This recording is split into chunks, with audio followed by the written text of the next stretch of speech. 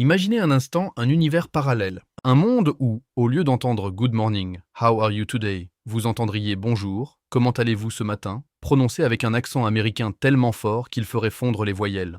Un monde où les films hollywoodiens commenceraient par Il était une fois et non Once upon a time. Un monde où les Américains commanderaient un croissant sans l'appeler un croissant.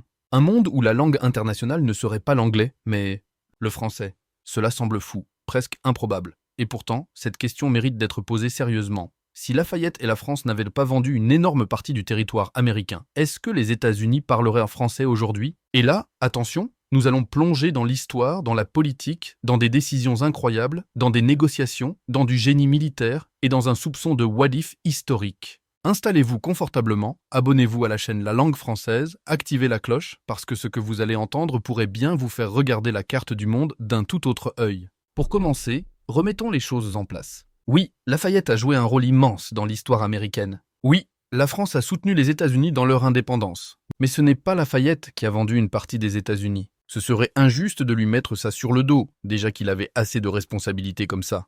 La vérité, c'est que c'est Napoléon Bonaparte qui a vendu une immense portion du continent nord-américain en 1803 à travers ce que l'on appelle la vente de la Louisiane.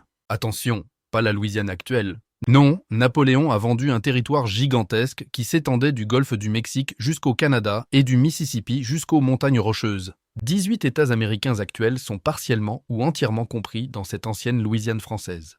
Imaginez un peu le Montana, le Dakota, le Kansas, l'Iowa, l'Arkansas, le Missouri et bien sûr la Louisiane elle-même.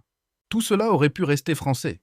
Imaginez un cow-boy dire sacrebleu en poursuivant un bison. Imaginez les shérifs crier « halte » au nom de la loi, mais avec un accent de la Nouvelle-Orléans. Imaginez les westerns où les duels commenceraient par « Messieurs, à vos pistolets », il y avait de quoi faire trembler Hollywood. Alors posons la question sérieusement. Si Napoléon n'avait pas vendu cet immense territoire, les États-Unis parleraient-ils aujourd'hui français? Pour le savoir, il faut revenir en arrière, avant la vente, avant Napoléon, à l'époque où la France possédait deux grandes colonies en Amérique du Nord. Le Canada français, appelé Nouvelle-France, et la Louisiane française, un territoire immense mais très peu peuplé. C'est là qu'apparaît le premier élément clé, la démographie. Les Britanniques, eux, colonisaient massivement. Des centaines de milliers de colons anglais, écossais, irlandais, allemands arrivaient chaque année. Les Français, eux, envoyèrent surtout des trappeurs, des missionnaires, des soldats, quelques paysans courageux, mais rien de comparable aux vagues migratoires britanniques. Si la France avait gardé tout son territoire, elle aurait dû le peupler, vraiment le peupler, avec des familles françaises par milliers. Et la question est simple, la France en avait-elle la volonté et les moyens? Rien n'est moins sûr. Deuxième point crucial, la guerre de 7 ans. Une guerre mondiale avant l'heure. Et la France y a perdu le Canada. Quand le traité de Paris de 1763 fut signé, la France abandonnait presque toute l'Amérique du Nord, sauf la Louisiane, qui ne lui restait plus que comme un vestige. Si le Canada était resté français, la question serait totalement différente. Imaginez un bloc français du Québec au golfe du Mexique. Un corridor francophone gigantesque. Là, oui, les chances d'une Amérique francophone auraient été énormes. Mais l'histoire en a décidé autrement. Venons-en maintenant à Napoléon.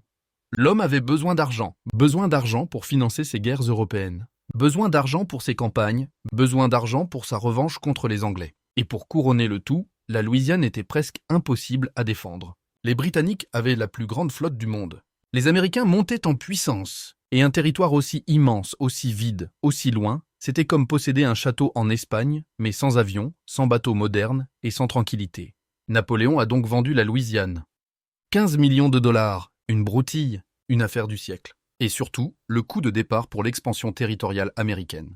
Alors revenons à la question. Si Napoléon n'avait pas vendu, est-ce que l'Amérique parlerait français aujourd'hui? Ce n'est pas impossible, mais cela aurait nécessité 3 conditions majeures. D'abord, que la France protège militairement la Louisiane, année après année, contre les Américains, contre les Anglais, contre les Espagnols. Ensuite, que la France envoie des colons par dizaines de milliers, de manière régulière et organisée, pour créer une véritable densité francophone. Enfin, que la Nouvelle-France, c'est-à-dire le Canada, soit restée française. Car un territoire peut appartenir à une nation sans que sa langue s'y impose. La Louisiane française de l'époque était française politiquement, mais les peuples autochtones y étaient majoritaires, et les colons francophones étaient dispersés sur un territoire gigantesque.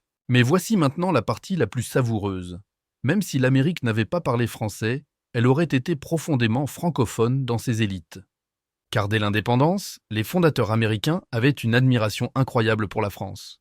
Jefferson parlait français couramment, Franklin vivait à Paris comme une célébrité, Washington faisait apprendre le français à ses officiers. Les universités américaines enseignaient le français comme première langue étrangère. La culture française, la philosophie française, les Lumières, Voltaire, Montesquieu, Rousseau, tout cela façonnait la pensée américaine. Alors, si la Louisiane était restée française, si le Canada était resté français, si les colons français avaient afflué, la langue dominante en Amérique aurait pu devenir une langue mixte, un anglais fortement francisé ou un français largement anglicisé.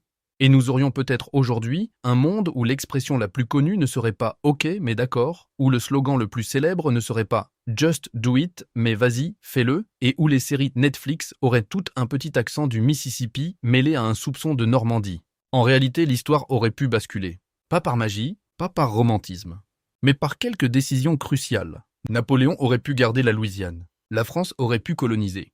L'Angleterre aurait pu perdre ses territoires en Amérique du Nord. Et alors, oui, une grande partie du continent aurait pu parler français. Le monde entier aurait pu apprendre le français comme langue internationale. Et aujourd'hui, ce seraient peut-être les Américains qui diraient que le français, c'est la langue des affaires. Si cette vidéo vous a plu, abonnez-vous à la chaîne La Langue Française, parce que c'est ici que l'on explore les grands mystères, les grandes questions et les grands what-if qui auraient pu transformer notre monde. Laissez un commentaire pour me dire si vous pensez que l'Amérique aurait pu devenir francophone, ou si, selon vous, Napoléon aurait tout de même fini par vendre la Louisiane pour financer ses ambitions.